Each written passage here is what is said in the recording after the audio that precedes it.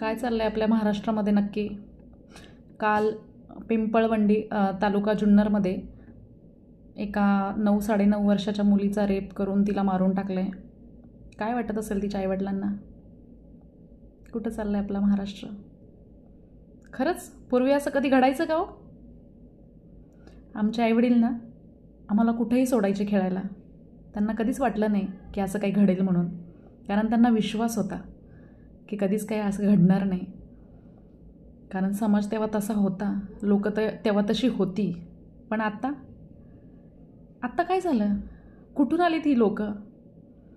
जोपर्यंत अशा नराधमांना कठोर शिक्षा होत नाही आणि समाज स्वतः ही शिक्षा देत नाही, तोपर्यंत अशा घटना घडणार आहे, हे 100%. कारण कायद्याचा धाक राहिला नाही, पोलिसांना कोणी घाबरत नाही. ते तरी बिचारे काय करणार आणि किती करणार ना? सरकारला दोष देतो, सरकार काय करत नाही. नाही करू दे ना, तुम्ही करा, आपण करू. अवघड होत चाललं आहे सगळं. किती वाईट परिस्थिती आहे. विचार केला ना तरी, कल्पना केली तरी तळपायाच्या मस्तकाला जाते असं वाटतंय ना. आता कसं सांगू तुम्हाला, काय होतंय आणि काय नाही नक्की खरंच कळत नाही आहे. हा खरंच छत्रपती शिवाजी महाराजांचा महाराष्ट्र आहे? आणि असतं तर असं घडलं असतं? मला नाही वाटत.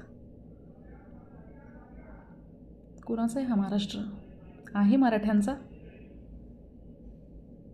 आहे तर मग असं का घडतंय? का लोक एकत्रित येत नाही आहे? का काहीच ॲक्शन घेत नाही आहेत? अशा किती मुली जाणार आहेत?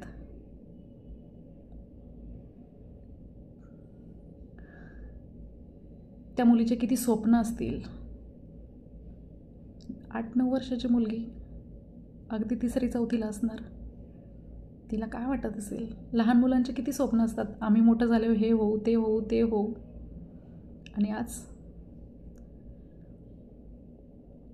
सगळ्या स्वप्नांवर माती पडली आहे. अवघड आहे खरंच.